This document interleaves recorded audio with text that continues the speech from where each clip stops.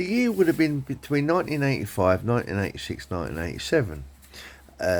We all moved to Ibscott Close, Dagenham East it was. Me, mum, two brothers one brother, so I mean a baby brother, and obviously a brother a year younger than me. So we all lived in Ibscott Close, Dagenham East, many years ago. Yeah, we all moved there. For the first about 6-7 months, it weren't too bad, you know. It was a nice area to be and all that. I become a bit of a stunt boy because I had a BMX and I used to fix bikes and make them look really good and ride around on them. I wanted something good to ride around on, so I did. Anyway, I had this BMX bike, put all pads on it. I had the best bike on the estate, and a guy came up to me one day and he wanted to buy the bike off me to give to his son, because he turned around and said that I've never seen a bike so good. It was really in good nick. Anyway, I used to jump all these stairs on my bike, ride along the walls, just do wheelies, and oh my god, I was really good at it. Yeah. Then I used to go to the stunt park. We used to jump right across. I mean, I think it could have been about 20 feet high in the air, 20 feet high, right up high, 30 feet high, and I went straight over from one side to the other. And one day I did that, being silly, on a racer with my little baby brother on it. If I'd gone down, we both would have died. Obviously we didn't. I went straight across and I landed on it, and it worked out right. Looks like I've got a bit of grey hair there. A little bit of grey hair there, yeah. I don't think blonde does take much on grey anyway. Anyway, go back to that story. Yeah, it's got close. I used to fix bikes, build them, and I had lots of people coming around to me and asking me, "Oh, can you fix my bike? Can you do this? Can you do that?" Even grown men, they couldn't fix bikes. It was just one of them amazing things that not many people would understand. Anyway, I used to fix all these bikes. I had my own little bike business. I had a pram shed full of bike stuff. Yeah, I started collecting, and then a year went by and we started getting trouble from kids. Yeah, getting right bad trouble. They robbed all my bike stuff, broke the shed, took the whole lot. That was all empty. So my bike business went down the pan. It was my own little personal bike business. I was only about 12 years old. Anyway, that went down the pan. We had all our windows at some point all woodened up, all wood, yeah. So you think about it, night and day, we had the light on, night and day, like Susie does here, night and day. So we had the light on because it was all, the council had to come and put wood up all around the old windows because they tried to break them. So anyway, all that started, and at one point, Mum was having a bath with my brother Tony. I remember that. She got out of the bath, and a brick come through the window. Yeah, just missed them. That was what you call luck. Yeah, so she went in and had a good bath, took Tony in there, and he got out of the bath, and that happened. So we had to have all our windows boarded up. Yeah, the whole flat. Anyway, that kicked off. I stopped going to school because I was getting bullied. So they put me in a home. This was down about 1985, 86. They put me in a home at 87, and then I was in a home for 2 years. Yeah, I've done 2 years in a home. At first it's scary because I was a 12-year-old boy, and they put me with this disabled man that was in his, I think he was 25 at the time. I was only young. I had to share a room with him. I didn't like the idea of that, but the thing was I was young and I didn't really, well, I had no say. So anyway, put me in a home. I was there for 2 years. After 2 years, after about a week, month went by, everything was good in there. Yeah, everything was good. Got on with everyone. Everyone got on with everyone. Everyone chatted to everyone, and we used to love watching Top Pops, EastEnders in the home, and listening to records, Madonna, Michael Jackson, holiday rap. Oh, there was loads of music around about that time. Yeah, we used to listen to. Yeah, I've just got to take the drink because you talk too much and you get dried up. Remember 1985, 86. Ibscott close. Mum was living there. I was going to a school, Dagenham Essex school. I can't think what it's bloody called now. I think it was Eastbrook. Yeah, Eastbrook. Used to go to Eastbrook school. It wasn't a bad school. Used to get bullied a lot, beaten up, treated like crap, thrown around like a rag doll. Beat. It was a nightmare, honestly. It was a total nightmare. You wouldn't want to live there. And I had to face the music and dance. Let's face the music and dance.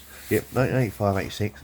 Anyway, 2 years went by. My uncle Henry came down the children's home. Made out he worked for social services, which he didn't. And he got me out of there, yeah. I know, he was a very clever man. Yeah, he got me out of there. So, I went back to Mum. Mum moved to Admor Road, and she had a 2-bedroom house there. And I thought, great, you know, things could be different.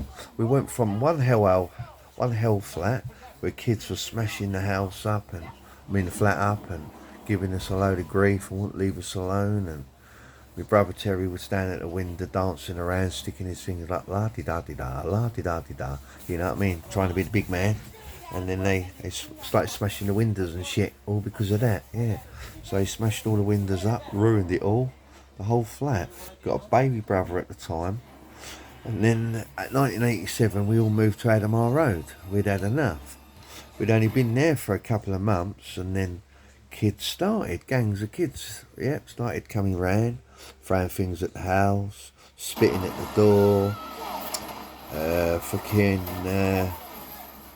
throwing things at the windows and shit. My mum kept going out there having a go at them and shouting at them, and they didn't care. There was one big bully there that thought he was big man, and he was threatening everyone, threatening us. And then one day I came home from the chip shop and they all grabbed me, spat and phlegmed all in me fucking chips. So they said, go and enjoy that. So I threw that in the bin, couldn't eat it, no. So I wasn't going to eat that shit, not after what they've done to it. Yep. So that was a nightmare. So we moved from one nightmare flat to another nightmare house.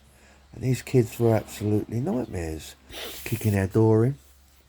We kept calling the police. It was terrible. Teenagers, they were absolutely fucking wicked to us. They were absolutely mad. You know, there'd be gangs of them outside causing trouble every night. We'd see them out there, and it was just, it was crazy. Absolute crazy. And some of the neighbours used to try and join in, and I thought was a bit shitty, join in and cause fucking havoc. Way back in 1987, 88, 89.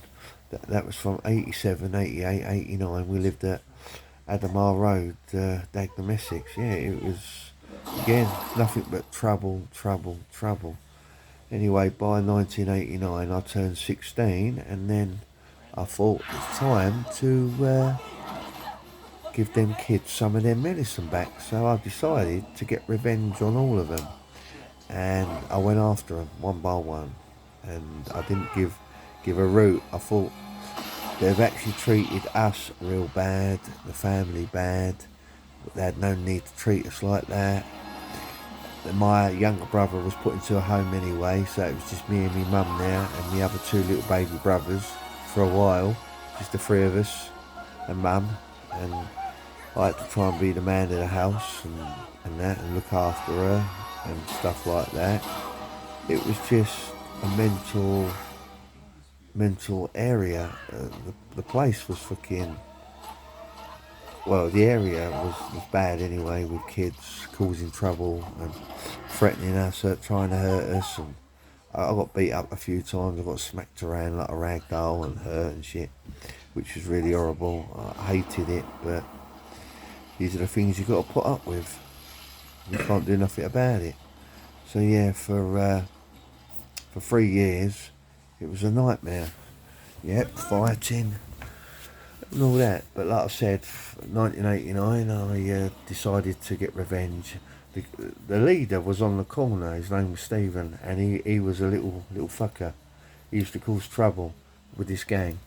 So 1989, I went after him, kicked his ass. I kicked his older brother's ass, and these two big fellas that was causing trouble, I went after them and kicked their ass.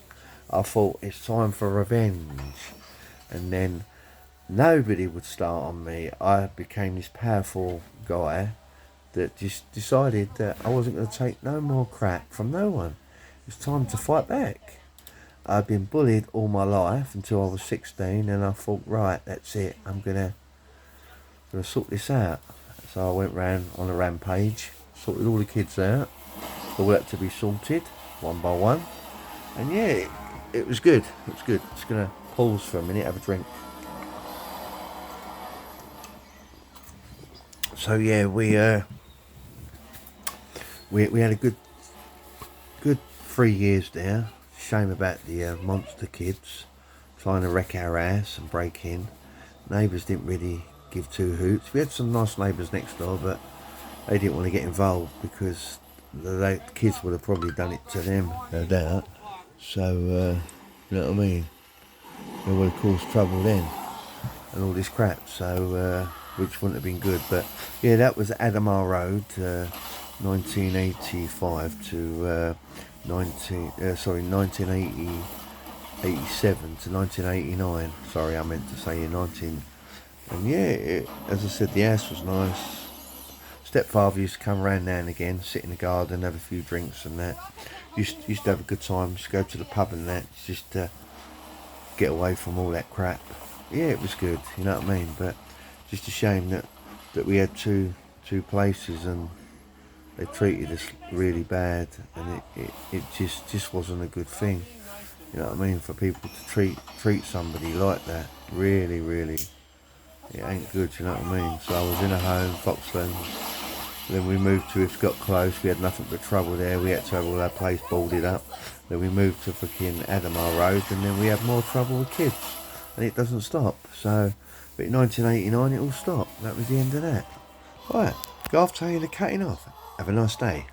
Take it easy, boy. Another story for you.